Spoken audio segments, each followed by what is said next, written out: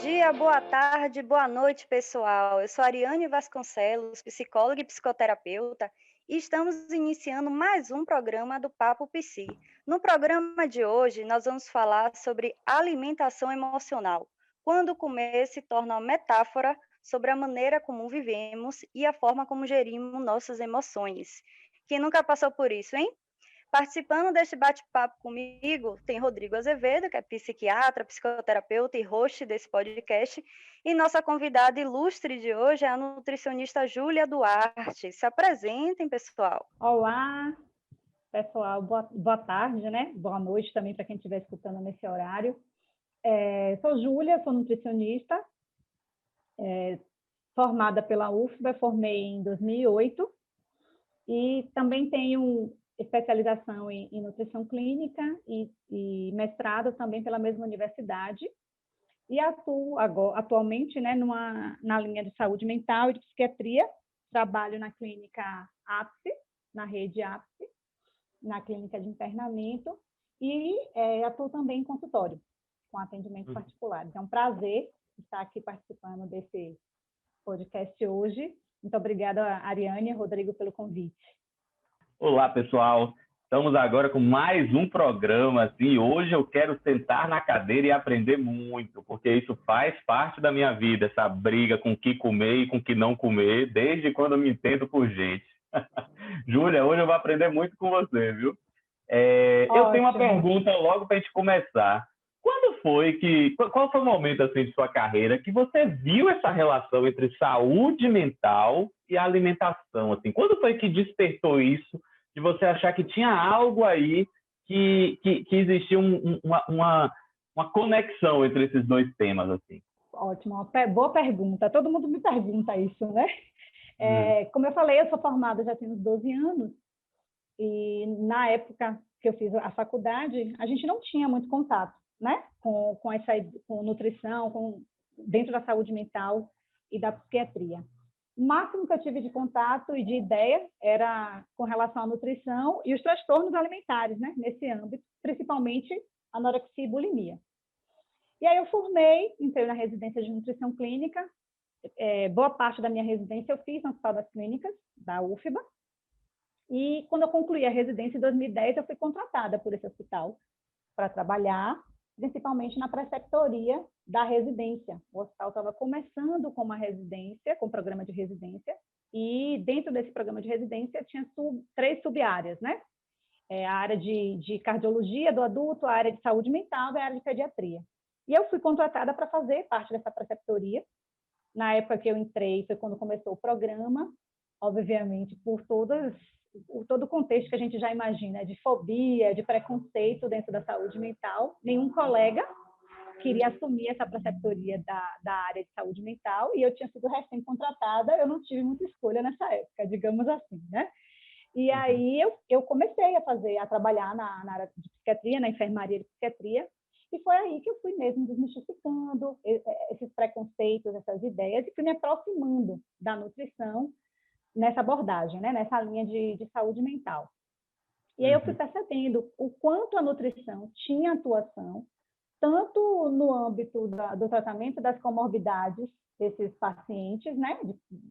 Com transtornos mentais, que são comorbidades tão presentes e tão comuns, como também eu fui percebendo o quanto as questões emocionais, né, tanto desse público, e aí a gente vai ampliando o olhar de outros públicos, de outras pessoas também, tinham relações, as emoções com o que escolher, com o que comer, com o seu próprio comportamento alimentar. E foi aí que eu fui enveredando, né, por essa linha da saúde mental. Eu costumo dizer que não fui eu que escolhi a saúde mental, foi a saúde mental que me escolheu. E eu realmente estou muito grata por essa escolha, né? E gosto muito de trabalhar. Bacana, Ju, esse seu depoimento. Em algumas unidades que eu já trabalhei de saúde mental, inclusive a gente tinha dificuldade de encontrar nutricionistas para poder trabalhar, né? Teve uma certa vez uma instituição que só ficou um dia. No primeiro dia eu já disse, não dá para mim, não vou ficar, porque tinha medo da relação com os pacientes, né? Da área da psiquiatria, de pacientes mais graves, né? E eu acho que tem a ver com essa formação já, que não é voltada, né, para a área de saúde mental. Então, às vezes, é só numa especialização, ou só no final do curso, tem a oportunidade de ter um estágio, né, de, enfim, conhecer essa área. Uma coisa, Júlia, assim, né? Desde sempre, eu sempre reparei isso, assim. São dois profissionais que simplesmente eles não podem abrir mão de ter conhecimento em relação à saúde mental e esse relacionamento da sua profissão com a saúde psíquica, assim, do seu cliente e tal.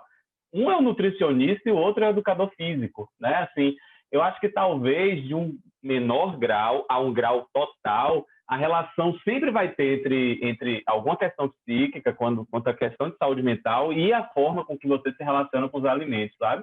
E assim, eu acho que é muito importante hoje nesse programa para os profissionais que estão da área, que eu sei que escutam aqui o nosso podcast, para começarem a abrir a cabeça para isso, né? Então, assim, não adianta necessariamente você fazer lá aqueles cálculos maravilhosos, fazer tudo de maneira linda se você não está conseguindo entender qual o momento que está aquele seu paciente, né, para lidar com essa questão da alimentação. Essa questão, Rodrigo, perpassa muito pela nossa formação, né? A formação atual, né, de antes e até o momento do profissional de nutrição, é uma formação muito voltada para o alimento, para o nutriente, ela não é voltada para o indivíduo. Eu lembro que eu tive algumas disciplinas, eu tive excelentes professores na faculdade de nutrição que trazia essa abordagem, trazia esse olhar para a gente, mas era uma parcela mínima. A grande maioria nos guiava para o caminho de que eu tinha que calcular, eu tinha que bater os cálculos com aquela minha meta, eu tinha que ofertar aquela quantidade de nutriente, independente do ser que estava na minha frente, né? E com o passar do tempo que eu fui trabalhando, que eu fui me envolvendo na área de saúde mental e psiquiatria, eu fui vendo que na minha frente não tem apenas um corpo que come carboidratos, proteínas, vitaminas e minerais. Ali tem um ser, tem um indivíduo que tem as suas histórias, tem as suas marcas, suas vivências, as suas dores, suas angústias, suas alegrias, suas celebrações, né? E que tudo isso vai permear o contexto alimentar. Mas essa dificuldade que você falou vem muito mesmo da nossa formação, da forma como nos direcionam academicamente, vamos dizer assim, né? Uhum.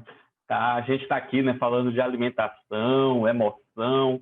Então, Ariane, fala pra gente aí, o que são emoções, afinal? Então, nós seres humanos, nós somos dotados de emoções, né, que estão presentes em todos os instantes da nossa vida. É assim na infância, na adolescência, quando tem aquele turbilhão, né, de emoções, na fase adulta, até a velhice. Eles podem ser positivos e negativos, previsíveis ou chegar de surpresa. Algumas pessoas podem ter mais facilidade do que outras para expressá-las e reconhecê-las, né? Mas vamos lá, o que é emoção de fato? A palavra emoção, ao que tudo indica, né, ela vem do latim ex movere, que quer dizer uma tradução livre, mover para fora. É tentar passar o que está no nosso interior para o exterior, né? A emoção é uma reação no estilo ambiental e cognitivo que produz tanto experiências subjetivas quanto alterações neurobiológicas significativas, né? Está associada a motivações tanto reais como subjetivas. A emoção, ela é uma sensação que pode causar até mesmo impactos físicos, gente, como, por exemplo, uma sudorese na mão, a dilatação da pupila, uma inquietação. Eles podem ser episódicos, né, assim, esporádicos ou mais permanentes, tá? Vivenciar uma emoção não é uma experiência bastante particular. Assim como vocês podem perceber, né, cada um experiencia uma forma diferente da alegria, né? Por exemplo, tem pessoas que podem, numa alegria, manifestar um sorriso, aumento do batimento cardíaco, enquanto outras pessoas podem ter alteração da respiração e até o choro, né? Então, uma mesma emoção é vivenciada de maneira diferente pelas pessoas. E a própria pessoa também, a depender do momento dela, né, ela vai vivenciar de maneiras diferentes, certo? Seja para lidar com estímulos ambientais, ou seja, para se comunicar, as emoções apresentam diversos componentes adaptativos. Então, a emoção, antes de mais nada, para a gente, ela é uma condição adaptativa de sobrevivência. Tem algumas emoções consideradas básicas, né, que são essas emoções adaptativas de sobrevivência, que é a raiva, o medo, a alegria, tristeza, surpresa e nojo. As outras emoções derivam dessas, né, para o nosso contexto social, para a gente se relacionar. Uma distinção é feita entre episódios emocionais e disposições emocionais, que aí é uma questão para a gente, do que a gente está falando aqui, né? Quando a pessoa tem episódios emocionais, pode ser um gatilho para uma alimentação, vamos dizer assim, mais enviesada. Ô, Júlia, e me fala uma coisa, Júlia, assim, pegando um pouco também desse motivador do nosso programa, assim, qual seria a origem do termo alimentação emocional? Quando foi que a ciência passou a fazer essa relação? Rodrigo, vou falar muito assim do âmbito aqui do Brasil, né? A alimentação emocional, ela começou a ser difundida e discutida muito aqui no Brasil em 2015, a partir de 2015, com o aumento, né, com maiores estudos e a propagação da nutrição comportamental, que é uma abordagem da nutrição que vai considerar os aspectos emocionais, fisiológicos e sociais da alimentação de um indivíduo. Então, na abordagem tradicional, digamos assim, como eu já comecei falando com você sobre até a nossa formação acadêmica, na abordagem tradicional, o foco está sempre voltado para o que o indivíduo come, quais são os alimentos que ele come, quais são os nutrientes presentes nos alimentos que ele come, né? Quais são os hábitos alimentares desse indivíduo. E na abordagem da nutrição comportamental, o foco ele é o indivíduo, é aquilo que você falou no início, né? Da importância da gente enxergar tudo que o indivíduo traz, né? As vivências, as emoções, o comportamento, o ambiente. Então, o foco ele está todo na pessoa.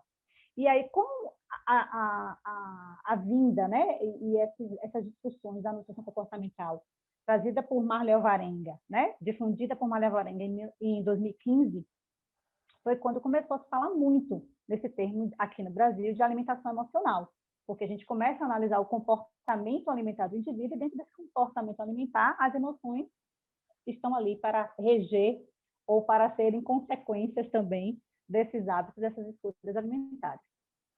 Uhum. E assim, o que caracteriza essa alimentação emocional? Assim, como é que a gente caracteriza ela, assim, Júlia? A alimentação emocional, ela é descrita como uma alimentação na ausência da fome física, né? Ela vem como uma resposta às emoções, sobretudo aquelas emoções desconfortáveis, negativas, né? Que a gente muitas vezes chama de negativas. Mas é muito importante aqui a gente deixar claro a diferença entre o que a gente chama de comer emocional e o comer emocional disfuncional, né? Todos nós, seres humanos, como a própria Dani falou, né? Nós temos emoções, né? E as nossas práticas alimentares vão envolver essas emoções. A gente não se alimenta só de carboidrato, de proteínas, de gorduras, de vitaminas e minerais. Nós nos alimentamos também de afetividade, de memórias, de prazeres. Logo, estaremos o tempo todo associando o alimento às nossas vivências, às nossas experiências e às nossas emoções. Sem contar que, fisiologicamente, nós temos respostas hormonais também relacionadas com nutrientes, né? Hoje a gente sabe o tipo de nutriente que vai estar ali proporcionando prazer para nós, né? Então, isso aí também traz muito da relação da alimentação nos momentos de ansiedade, na depressão. Então, a gente sabe que, fisiologicamente, a gente tem respostas hormonais a esses nutrientes.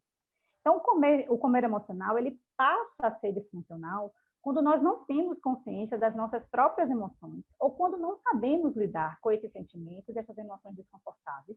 E aí a gente tem a falsa ideia, né, e sensação de que quando a gente vai lá e se alimenta e come, nós estaremos resolvendo aquilo que está desconfortável dentro da gente, né, o desconforto emocional.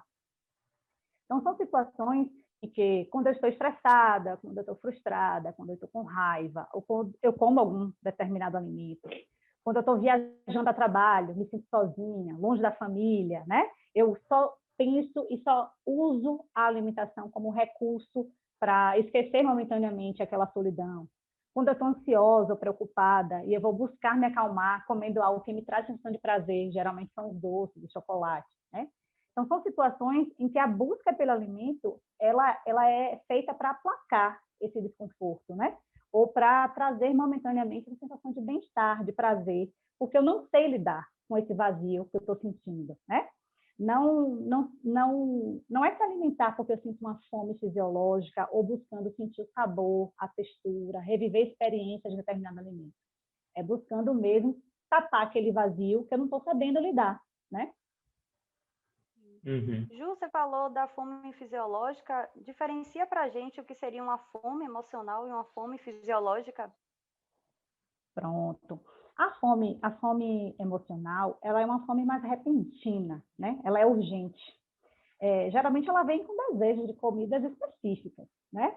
Buscando comer para preencher esse vazio. Então eu digo que eu estou com fome, mas eu estou com vontade de, veja a diferença, né? De fome e quando a gente fala vontade, mas eu digo que estou com fome de um chocolate, de uma torta, de uma lasanha, né? Fome E ela específica, né? geralmente é bem específica. E ela geralmente vai ser, alguns livros trazem assim, que ela se manifesta na altura do peito. Quando a gente geralmente sente essa fome, a gente costuma falar assim, eu estou com uma fome, e a gente costuma colocar a mão assim, no lado esquerdo, né? Bem próximo ao pescoço, muitas vezes bem próximo ao coração. A gente costuma se expressar dessa forma, estou com uma fome, né? E às vezes até com um ar de desejo, um acalento, né?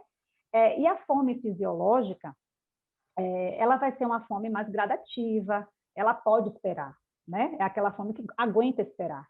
Ela está aberta a várias opções de comida, ela vai buscar a saciedade. E é uma fome que geralmente ela vai se manifestar na altura do estômago mesmo, com sinais do nosso próprio corpo. É aquele roncar do estômago, ou às vezes eu já estou me sentindo tonta, estou me sentindo irritada, né? Mas é muito mais decorrente mesmo da falta de nutrientes para o meu corpo do que para tapar um vazio ou eu esquecer aquela situação desconfortável, aquela emoção naquele momento. Uhum. Eu acho que uma coisa também que eu observo é o sentimento de culpa, né? Às vezes, quando o paciente come pela fome emocional, vamos dizer assim, depois vem a culpa, o arrependimento. E quando é uma fome de fato fisiológica, não, né? Como eu assim me alimentei, não sem a culpa junto, né? Você trouxe um Sim, ponto interessante que é assim tentar se alimentar para tapar algo, tamponar algo, né? Lidar com algum vazio de repente, né? Isso me remeteu muito ao trabalho com dependentes químicos, por exemplo, né, que fazem uso da substância para poder não lidar com uma questão emocional, às vezes não lidar, não olhar para si, né, não sabe lidar com uma situação e recorre ao uso de substância. Você me falando parecia a mesma coisa, assim, né? Eu não consigo lidar com aquela vazio ou solidão. Você falou aí, deu exemplo, estou viajando longe de minha família, ou alguma outra questão do tipo, estou mais ansiosa, não consigo lidar com isso e eu vou recorrer a uma substância externa para poder me trazer um alívio, me trazer um acalento, um certo conforto, né? E o que eu falo para os pacientes de dependência química, que é a mesma coisa, talvez, que eu falaria para um paciente que come de maneira emocional, é o seguinte, assim, aquilo passa, né? Assim, o vazio, entre aspas, que a substância provoca, dura, às vezes, minutos ou né, algum tempo curto, né, algumas horas, mas um tempo curto, depois vai voltar, aquele sentimento vai voltar, e aí você vai ter que lidar de novo com aquilo. Então, ao invés de buscar esses subterfúgios, né, ao invés de buscar essa fuga, quem sabe olhar para isso que está provocando, no caso aqui da nossa discussão hoje, esse comer emocional, né? Uhum. sim, sim. Tem algo assim, né? Só para a gente ir, né, ainda nesse tema, né?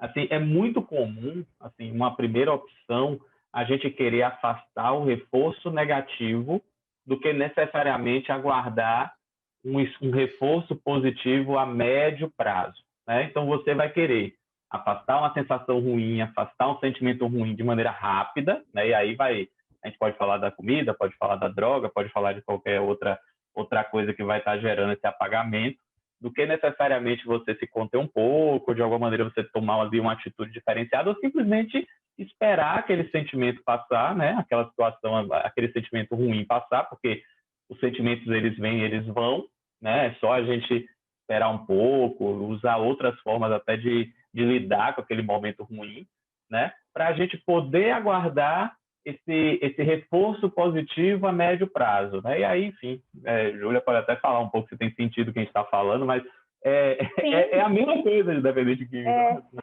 Tem total sentido. Agora, a grande diferença, o grande X da questão dessa parte é quando o indivíduo já tem a percepção de que ele come regido por uma emoção, entende? Então, nem sempre a gente tem essa percepção. né? Algumas vezes a gente vai ter essa ideia, toda vez que eu estou estressada eu como chocolate, né? Toda vez que eu estou com raiva, eu vou para a cozinha preparar alguma coisa. Mas tem situações onde o indivíduo não consegue nem identificar que emoção é aquela, e ele não consegue nem perceber que aquilo ali reflete no seu comportamento alimentar. Um exemplo, eu tenho um paciente, pacientes de maneira geral, né? Mas esse especificamente trabalha muito viajando, né? E a gente está fazendo um trabalho bem dessa descoberta de quais são os gatilhos, que impulsiona, porque o tempo todo ele me traz isso. Se eu estiver em casa, se eu estiver com a família, se eu estiver aqui em Salvador, tudo flui bem. Mas quando eu viajo, tudo sai do controle, né? E ele viaja muito. É como se fosse uma semana aqui e uma semana fora. Então, imagine que tem um impacto gigantesco esse sai do controle, né? Fora. Claro. E numa das nossas buscas, ele conseguiu perceber que muitas vezes, quando ele está fora, ele busca o alimento porque ele sente mesmo saudade da família, né? Ele está com saudade da família, ele acha que por ele estar longe, acha assim, de forma inconsciente, por ele estar longe, fazendo esse sacrifício, ele merece, né? Um prêmio, vamos dizer assim. E ele muitas vezes traz assim que o prazer dele é comer. E aí eu falo, não, a gente tem que buscar outros prazeres, não existe só comer como um prazer, né? Sobretudo porque quando você está aqui, você tem uma vivência de prazer, e tanto que você disse que você se alimenta melhor. A gente tem que buscar formas, né? Planejar suas viagens também de uma forma que você tenha outros recursos, que você não utilize apenas a alimentação como um recurso de prazer.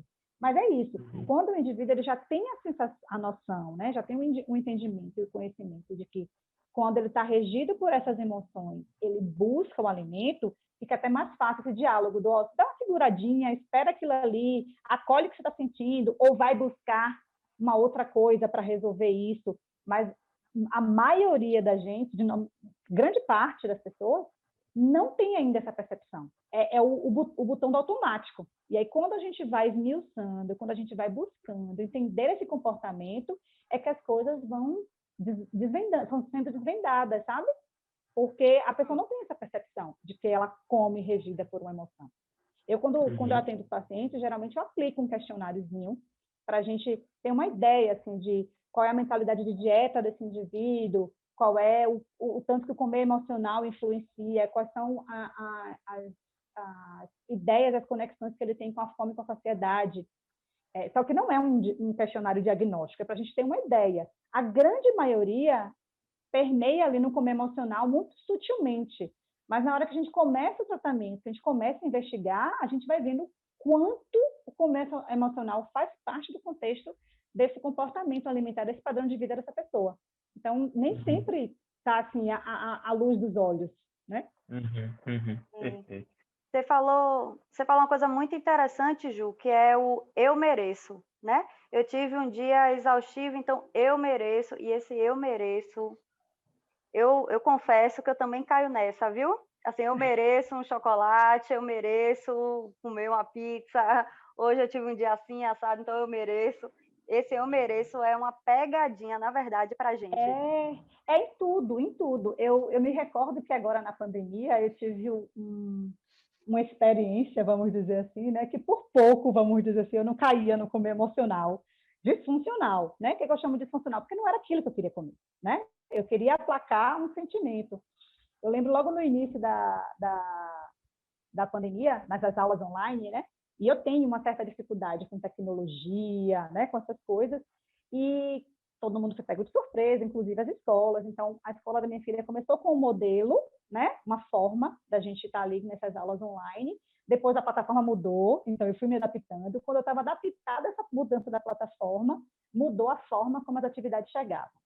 E aí eu lembro de uma manhã que eu com minha filha tentando colocar ela para fazer a atividade, eu perdida, não achava as coisas que a escola determinava para fazer, e aquilo foi me dando agonia, foi me dando uma raiva, foi me dando uma irritação, né? Eu lembro que no dia eu respirei, escrevi um sim ou e-mail para a coordenação, do tipo, poxa, não estão facilitando a vida, querendo descontar, né? E aí, quando eu terminei, eu lembro que eu cheguei num grupo de WhatsApp com as amigas, contando, né? A gente ali no maior desabafo, isso foi o quê? Maio, no olho do furacão do Covid, né? E aí eu contando, absurdo, uma chatice, eu não consigo achar, não sei o que. Eu fiz, quer saber de uma, para mim chega. Eu vou ali fazer uma panela de pipoca e uma panela de brigadeiro, porque para mim já deu. E aí eu lembro que uma amiga ainda fez assim, isso mesmo, vai lá, vai aliviar. E eu, quando eu saí do WhatsApp, eu parei assim, gente, olha como comer emocional vem a placa, né? Porque se eu estava irritada, porque eu não estava conseguindo achar as atividades, porque amanhã que eu planejei foi tumultuada, porque assim, o tempo que você perde procurando atividade, o menino já desconectou, já desconcentrou, já perdeu o ânimo, e eu ali tentando resgatar o ânimo dela para fazer atividade. E aí eu parei, eu falei, não, peraí. Aí parei, fiz um exercício respiratório, tentei me acalmar. Aí eu falei, gente, eu não quero comer pipoca e brigadeiro, né? Eu queria tapar essa raiva, essa fúria que estava aqui, que a pipoca e o brigadeiro não iria resolver. E aí eu ainda conto brincando assim, eu digo, depois realmente eu fiz pipoca, mas porque no final da tarde eu resolvi assistir um filme com minha filha e fiz pipoca porque eu queria comer pipoca e não movida por aquele sentimento. Mas o tempo todo, quando a gente percebe, a gente está ali no impulso, sabe? De buscar um alimento mesmo, porque a gente está irritado, a gente está com alguma emoção que a gente não está sabendo lidar. E a gente precisa mesmo parar e ver uma forma de lidar com isso. Ju, por muito menos nessa história que você comou, já tinha feito uma panela de brigadeiro, viu? Você me conhece, você sabe que para mim não precisa ter desculpa para comer brigadeiro, ainda mais tendo, né, uma situação dessa aí. Tendo motivo, né? Eu também já fiz muito e não estou distante de fazer, né? É o que eu sempre até falo com meus pacientes, assim, não é identificar, não significa dizer que você não vai fazer, mas quando você faz de uma forma mais consciente, né? E não impulsionado e na ilusão de que aquilo vai resolver, né? Porque não vai resolver. A panela do brigadeiro não ia resolver a minha irritação, a minha raiva no episódio que eu vivenciei na escola. Então, para mim, inclusive, foi muito bom eu refletir por que eu estava irritada daquele jeito. E veio à tona o que eu não queria enxergar, né? Eu tenho dificuldade com o digital, com a tecnologia. Então, para que eu não passasse por aquilo de novo, eu precisava me planejar antes, abrir as atividades antes, né? E saber onde estavam as atividades, para que naquele momento eu não passasse por aquele aperto de estar procurando e a criança ali perdendo todo o estímulo de fazer atividade, eu tendo que tirar forças, não sei de onde, para estar ali estimulando ela. Então, isso mudou. Então, assim, eu não vivenciei isso mais, porque todas as vezes eu parava para ver a atividade dela antes e não passar por isso. Acho que essa é a grande importância, né? Então, outras situações eu vou fazer a panela de brigadeiro, não tenha dúvida, não. Toda vez que eu não conseguir perceber que ali está um comer emocional, eu vou fazer a panela de brigadeiro. Mas quando a gente percebe, a gente já tem essa consciência, como o Rodrigo falou, eu vou buscar outros recursos para tentar resolver aquela emoção, porque eu já sei que a panela do brigadeiro não vai resolver. Então, o que eu quero te perguntar é isso, né? O que fazer quando usamos a comida para afastar emoções negativas? Qual é a sua dica para a gente? É bem nesse âmbito mesmo, investigar esse comportamento alimentar, né? Tem muito da investigação da sua história com a comida, os ambientes que você está ali, as suas crenças alimentares, a mentalidade e prática de dietas, históricos de falhas com essas práticas de dietas, relação com o corpo, formas de comer, dentre muitas outras coisas. Porque tudo isso pode ser decorrente das emoções, como também pode ser gatilho para as emoções e o comer emocional, o comer transtornado. Sim. Rodrigo, e aí, como é a alimentação emocional na sua vida? Eu já falei da minha, conte a sua. Pois é, é aí que a porca torce o rabo, como fala, sabe? Assim, Júlia, na verdade, desde adolescente, eu sempre tive uma questão relacionada com a alimentação. Assim. A genética de minha família, ela é uma genética que não tem questão com obesidade, assim, tanto que você olha para pai, mãe, irmão, tios, primos, assim, não é uma realidade o sobrepeso e a obesidade na minha família, entendeu? Então, para mim, é uma questão muito dessa. Então, assim, essa parte genética não responde ao meu sobrepeso, né?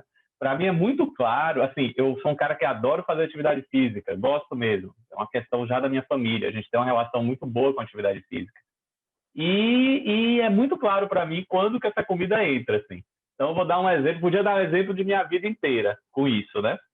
Mas, assim, a própria pandemia, né, que eu tive um aumento aí de quase 12 quilos dentro da pandemia, né, e para mim era muito claro a coisa assim, da redução das atividades, né, então eu com a vida mais agitada, com muita coisa para estar fazendo, de repente eu estava em casa, essa coisa, né, de você estar mais restrito dentro de casa, sem ter tantas opções, né, então a frustração, né, ela costuma ser um sentimento muito, muito perto para eu comer mal, né, então assim, a frustração. E outra coisa, e o ócio. Eu vejo que assim, o ócio, eu estar no ócio, eu estar num momento assim que eu fiz minhas atividades, né, e tal, e estou com algum tempo livre, também me leva a eu estar entrando desse jeito, né? Então, eu vejo, né, que assim, outra coisa também curiosa, assim, quando eu começo a perder um peso, existe essa história de quase um prêmio inconsciente, entendeu? Então, assim, eu estou ali, estou fazendo atividade física, estou comendo direitinho, já começo a perder algum peso de novo, aí vai lá e tem uma goiabada e tem um negócio assim que não era para entrar na história, sabe? Por isso que, assim, eu estava até falando com a Ariane, assim, eu tenho que falar com o Júlia para a gente ver como é que a gente vai dar, porque não tem a ver necessariamente com comer certo. Eu sou um cara que eu como certo, assim, se você olhar para... Eu vou comer direito, né? Eu vou comer direitinho, mas a questão é exatamente nessas fugas. Tanto é que quando eu consigo enxergar isso, né? Por isso que eu tento fazer muito mindful eat, né? Que assim, a gente comer e comer só, né? Não tá fazendo nada e tal. Para eu tentar ver pelo menos o que é que eu estou comendo, né? E a partir daí eu consigo regular. Tem outra coisa, tem umas coisas muito curiosas com a alimentação, assim. Então, por exemplo, observar quando eu estou saciado, né? Então, assim, eu sou da época do prato limpo, né? Então, assim, do pai falar assim, tem que deixar o prato limpo. Então, muitas vezes eu como para limpar o prato e não necessariamente porque eu estou com fome, entendeu?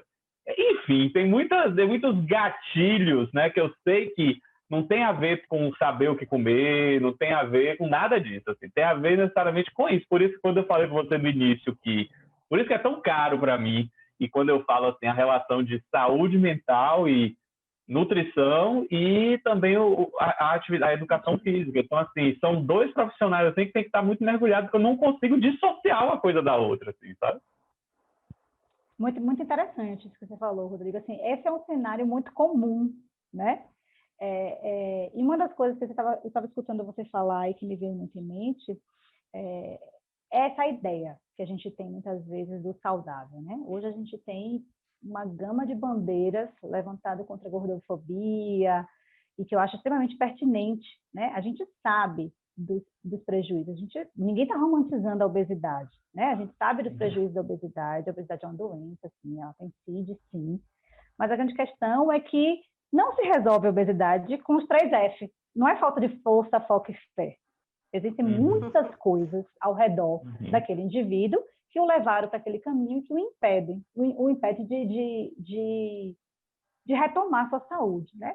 E dentro desse âmbito que a gente discute muito na gordofobia, tem essa questão, né? Que todo mundo acha que o excesso de peso e que a obesidade e a gordura, ela é maléfica, né? Não estou dizendo que ela não seja, mas é a ideia que perpassa. Então, você falando para mim, então, você já me contou, né? Que você tem um excesso de peso, mas que você me contou que você busca se alimentar da forma, como você mesmo relatou, da forma correta, né? Que aí a gente parte para uma discussão bem ampla, correto, errado, saudável, não saudável, enfim. Então, você busca se alimentar de uma forma correta, como você mesmo pontuou, você faz atividade física. Aí eu já digo assim, do ponto de vista da saúde, você está na frente de muito magrinho. Já vou logo dizendo. Porque assim, a gente tem muitos indivíduos que não têm o sobrepeso, não têm obesidade, mas não praticam atividade física, não se alimenta bem, fuma, perde noite, faz Eu moro com uma. Estou casado com uma, assim. Não me entregue, não me entregue. Então, assim, o peso, ele não é um atestado de saúde e nem de doença. A gente sabe que o excesso de peso, ele aumenta o risco, né? E ele tem uma relação extremamente, como é que eu posso dizer, entrelaçada com doenças no futuro, né? Mas acho que o grande X da questão é isso. A gente vem muito voltado de que por eu não estar dentro do padrão, seja um padrão estético, um padrão social, ou um padrão imposto, ou até pela OMS, de um IMC, de um número exato, eu posso não estar bem, entendeu? É claro que tem pessoas que vão dizer assim, não, eu sei que eu estou bem de saúde, mas eu não estou bem comigo, eu não estou bem com a minha aparência, eu não estou bem... Aí é uma outra coisa que a gente também vai observar. Então, isso aí faz parte da vida de um monte de gente. Agora, você está na frente. Deixa eu te dizer por quê. Porque a grande maioria das pessoas com excesso de peso, elas não se alimentam bem e não praticam atividade física, e volto a dizer, não é falta de foco, força e fé. É um monte de coisas que o impedem, né? Que o impede que o impede de praticar, por exemplo, atividade física. Tem pessoas que acham que por ter um excesso de peso, ele não pode, não deve fazer uma corrida, pedalar, porque ele não aguenta, ele não vai suportar jogar uma bola, né? Ou, às vezes, também pela própria questão social, de não se ver num contexto de eu não posso estar dentro de uma academia onde está todo mundo lá, pelo menos magro, malhado, sarado, e eu estou fora desse padrão, ali não é o meu lugar. Então, inclusive, essas ideias, esses discursos, afastam cada vez mais essa população das práticas saudáveis, entende? Então, assim, já digo assim que pode ser uma questão sua, com você mesmo, com relação ao corpo, com relação ao seu peso, mas acredito que em termos de saúde, você está na frente de muito magrinho, vamos dizer assim, né? Então, e realmente esse é o contexto que permeia grande parte da população mesmo. Rodrigo falou aí do período da pandemia, né, que eu observo, assim, vários pacientes se queixando, eu, inclusive, também me queixando do aumento de peso, porque as recompensas, né, ficaram mais restritas, que a gente falou mais cedo aqui, de a gente buscar fontes de prazer, né, buscar recompensas, às vezes, por algum comportamento nosso que a gente quer, enfim, né, dar uma premiação para nós mesmos, e o que é positivo, né, eu falo para os pacientes isso, quando você tem uma dificuldade de alcançar um objetivo e você consegue alcançá-lo, se premie, né, se recompense por isso. O problema, a recompensa ser sempre a comida, né, e na pandemia, essas fontes de prazer ficaram mais restritas, a gente não podia encontrar um amigo, a gente não podia fazer uma atividade física ao ar livre, a gente não podia, né, enfim, nossa vida mudou muito, então a fonte de prazer ficou essencialmente a comida. Então, a busca de doce... Comida, live e bebida. Verdade. É mesmo. Verdade. É mesmo.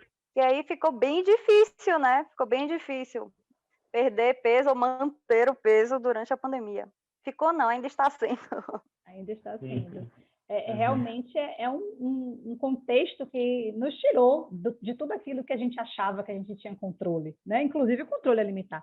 É extremamente pertinente o que você falou mesmo. Nós não tínhamos outros recursos, né? Então, assim, eu me peguei na pandemia, por exemplo, num dia bem quieta, e aí no final do dia, quando eu fui ali mesmo olhar, tentar me observar, identificar o que eu estava sentindo, eu cheguei à conclusão que era bem isso, era saudade, principalmente da família, já tinha uns 60, 90 dias que eu não via ninguém, né? Eu lembro até hoje que era um domingo lindo, ensolarado.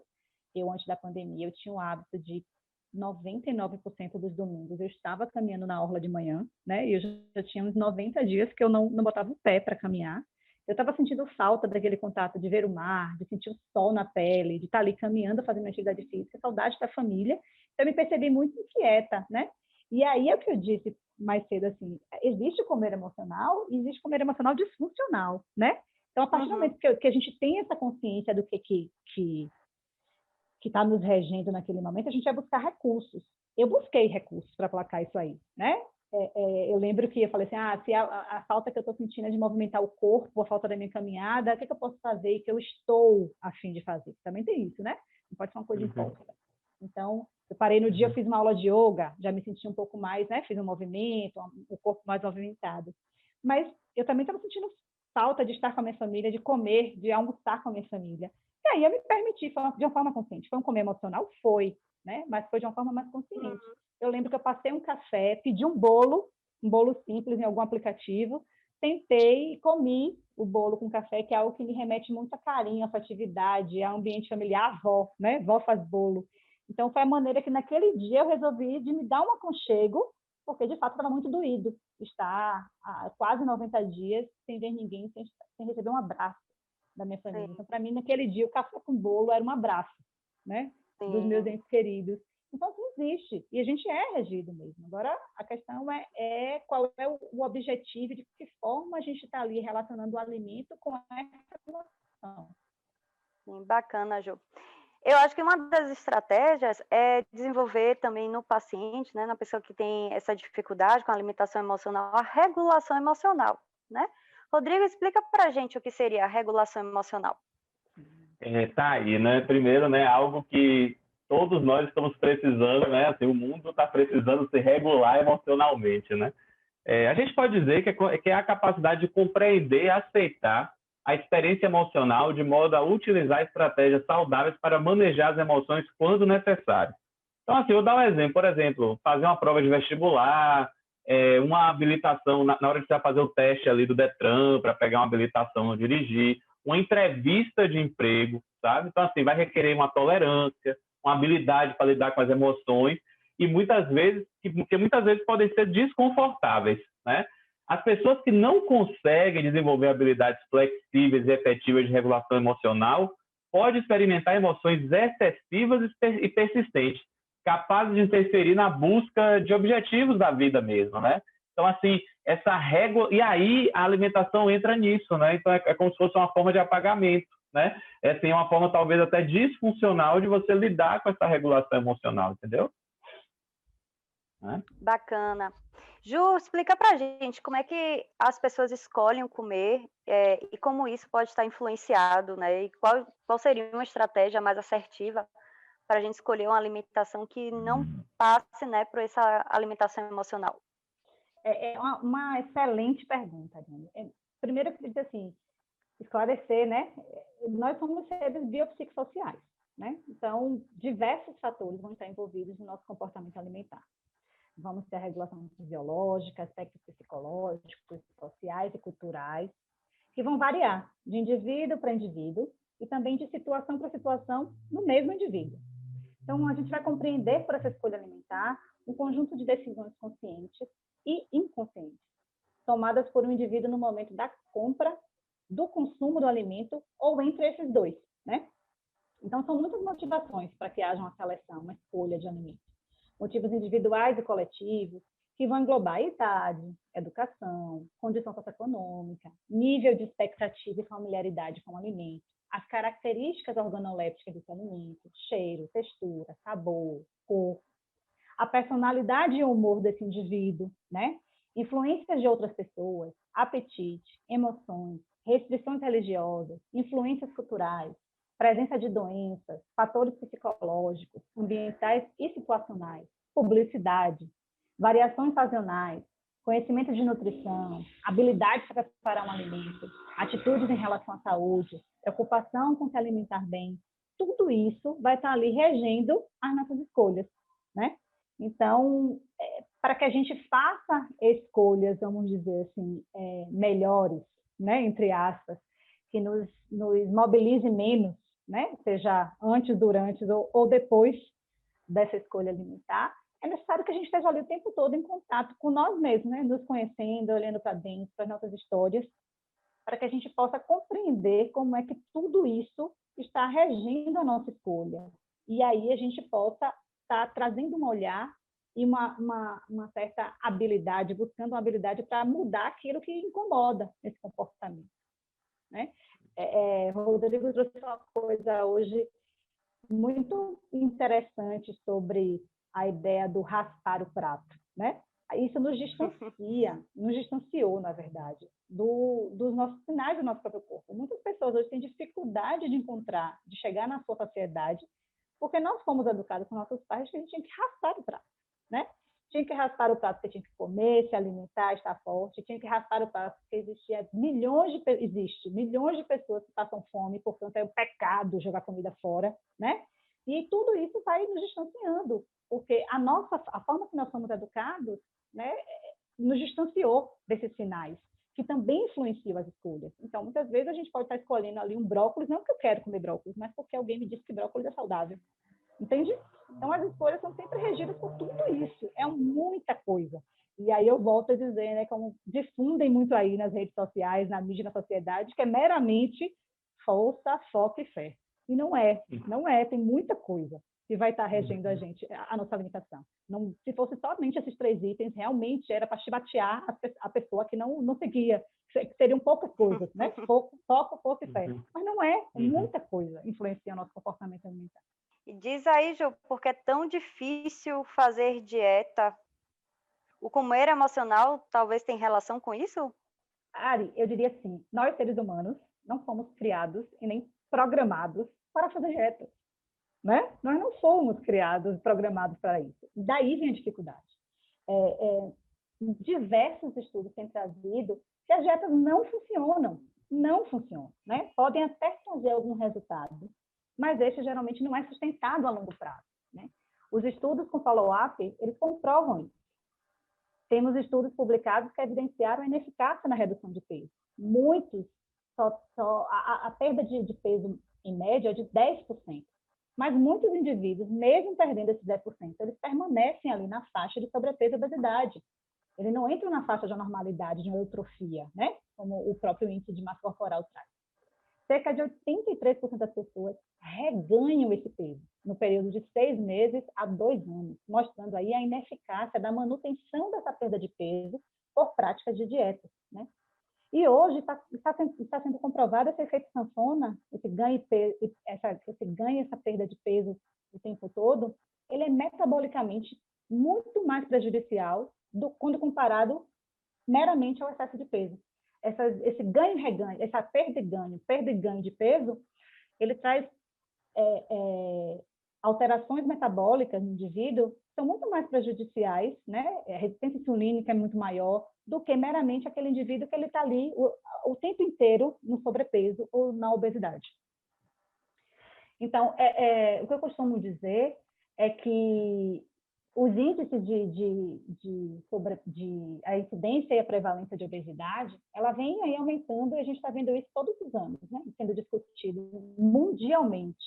E nunca se falou tanto em dieta, em restrições alimentares. E nunca esses índices foram tão alarmantes. Eu costumo dizer assim, que essa conta não está fechando. Não fecha. A gente fala o tempo todo de dieta, a gente fala o tempo todo de restrição, e o tempo todo as pessoas estão ganhando peso, estão reganhando peso, e esses índices estão aumentando. Essa conta não está fechando, a gente precisa rever essa forma de tratar, né? Como o ciclo das emoções, eles vão se relacionar com a dieta também. Geralmente a gente tem, assim, como é que começa esse ciclo? O indivíduo, ele está ali insatisfeito, né, com seu corpo, está inseguro, e geralmente essa insatisfação vem dele próprio, mas também vem das percepções, dos padrões impostos pela sociedade, pelas mídias. Então, a gente ainda tem aí que tentar separar o que é que de fato é uma satisfação do indivíduo, o que é que de fato ele vem trazendo pelo social, né? E esse indivíduo, ele se sente rejeitado, ele se sente inseguro, ele se sente isolado. Muitas vezes, o alimento, ele vai ser a única fonte de prazer dessa pessoa, né? Por quê? Porque ele não se vê mais, não vê mais prazer em vestir uma roupa e praticar uma atividade ao ar livre. Ele não vê mais prazer em caminhar, em estar com amigos, porque muitas vezes o discurso e a conversa ali ao redor é sobre peso, é gordofóbico, é apontando, né, que você está fora do padrão, né? Então, cada vez mais isso vai distanciando o indivíduo das práticas saudáveis, vamos dizer assim, né, da atividade física. E aí, não resta saída a não ser sentir o alimento está ali como objeto de prazer para aquele indivíduo. Só que ele come e ele sente culpa, ele se sente fracassado, porque ele não deveria estar comendo aquilo, porque se ele está no excesso de peso, cada vez ele tem que comer menos, né? Ele não é merecedor de comer, e aí ele pensa que vai praticar uma dieta, né? Então, muitas vezes vai agendar segunda-feira, vai planejar que vai começar uma dieta na segunda-feira, e ele vê aquilo ali como uma forma de ser aceito, né? E de chegar até aquele corpo que ele deseja. E ele, muitas vezes, marca a segunda-feira da dieta, às vezes começa na segunda-feira, às vezes na quarta já abandonou e remarca para a segunda de novo, ou às vezes até leva por uns dias, um tempo, né? Me identifico, até o momento... hein? Se identifica, né? Me identifico. Pois é. Até o momento que ele vai seguindo, vai fazendo, né? Então, até fisiologicamente, tem muita influência psicologicamente as restrições, né? Mas fisiologicamente também, nosso corpo ele responde a essa restrição. Entenda que nosso corpo ele foi programado para sobreviver. E o nutriente, né? É da comida que a gente tira esse nutriente, essa energia, para que ele se mantenha vivo. Então, vai ocorrer diversas alterações fisiológicas na tentativa desse corpo sobreviver. E uma delas, ele vai guardar, ele vai buscar guardar energia, porque você está dando menos energia aí. Ou ele estoca, ou ele faz você gastar menos, mas ele vai buscar os recursos dele, né? Então, assim, muito provavelmente, a perda de peso que esse indivíduo espera atingir com dietas restritivas, ele não vai atingir porque o corpo dele está respondendo. Além disso, tem as questões psicológicas. Quem aqui, basta a gente dizer, a teoria do fruto proibido, basta a gente dizer não, que não deve, não pode, eu não posso comer aquilo, é quando aquilo ali não sai da nossa cabeça o resto da semana. Não posso comer chocolate. Eu nem gosto de chocolate, digamos assim, mas eu vou passar a semana inteira pensando no chocolate, porque eu disse não a ele, né? Então, são muitas, como é que eu posso dizer? São muitas formas que tem para a gente falhar na dieta restritiva, né? E aí a gente falha. E aí a gente vai e busca o alimento e come. E, obviamente, a gente come de uma forma exagerada. Vem a desinibição, aquela história de já que eu estou comendo o chocolate, eu vou aqui comer um bolo também. Já que eu estou comendo bolo, eu vou comer a torta inteira. E aí, segunda-feira, eu começo a dieta de novo. E aí a gente perde, né, o que a gente chama de desinibição cognitiva. A gente perde aquele controle e a gente come de uma forma exagerada. O que vem depois?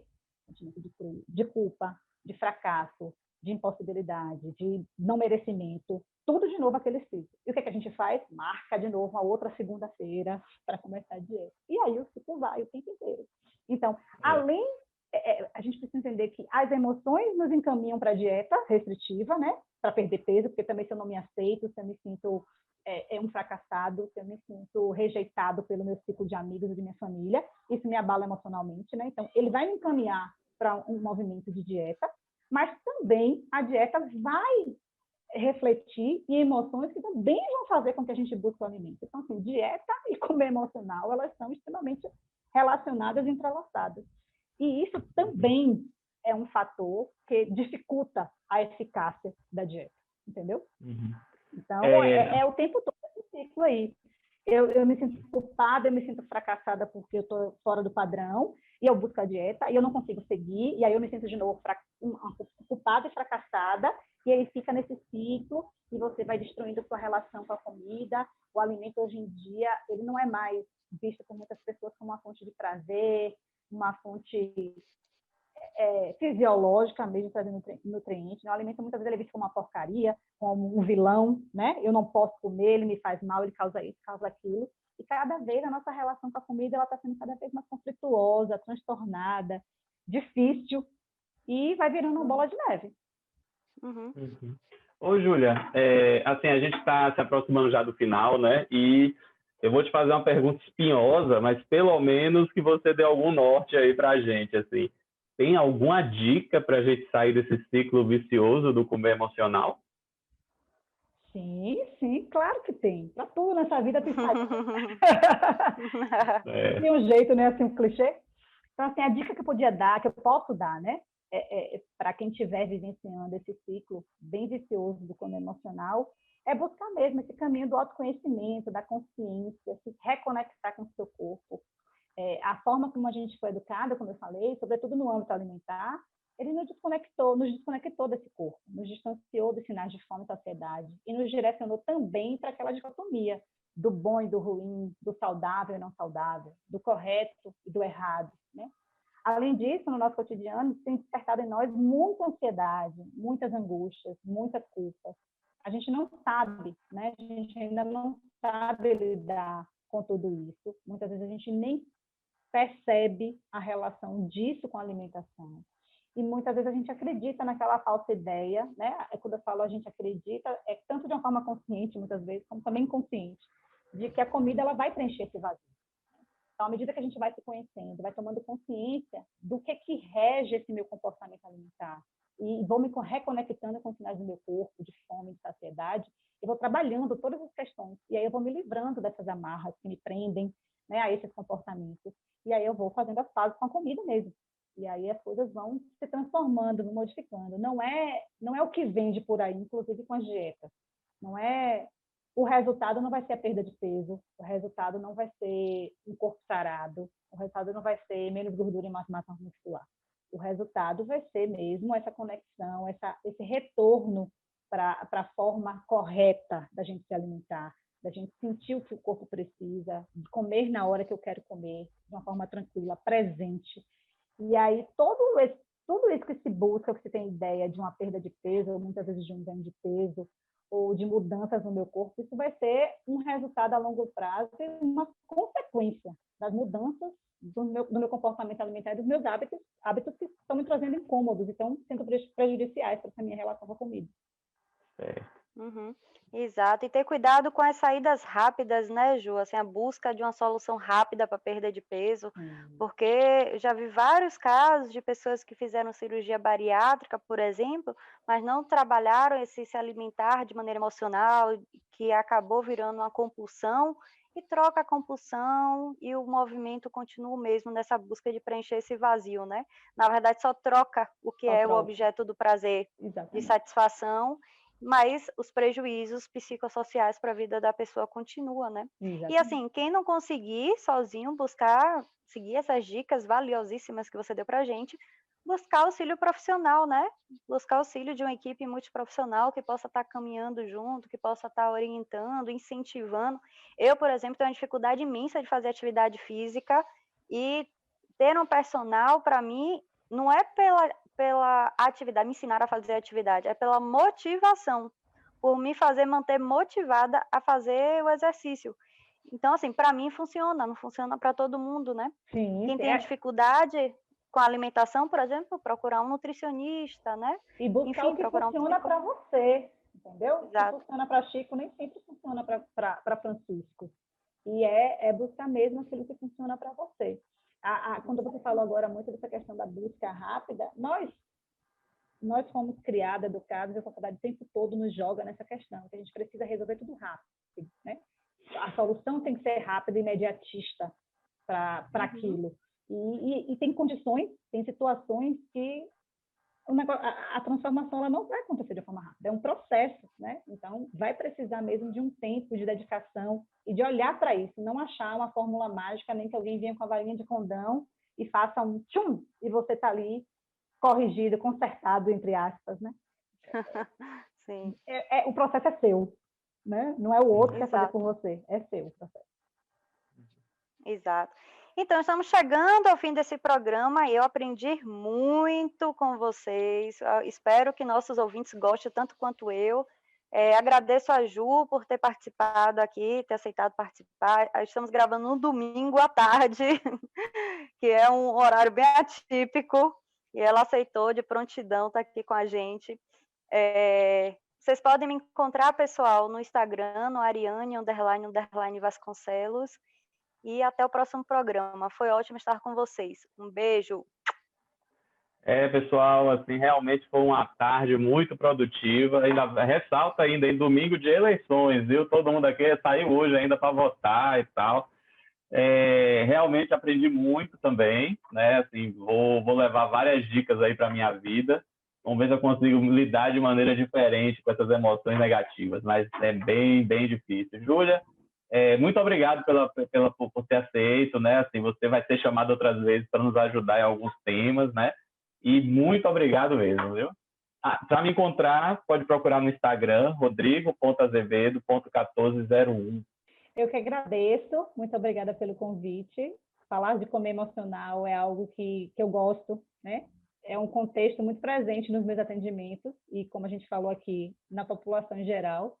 E eu acho que é o ponto-chave para a gente começar a fazer as pazes com a comida, que é algo que eu sempre falo nos meus atendimentos e nas minhas publicações no Instagram, e que eu converso sempre com meus pacientes. É importante a gente estar em paz com a comida, porque está virando, de fato, uma tormenta comer, né?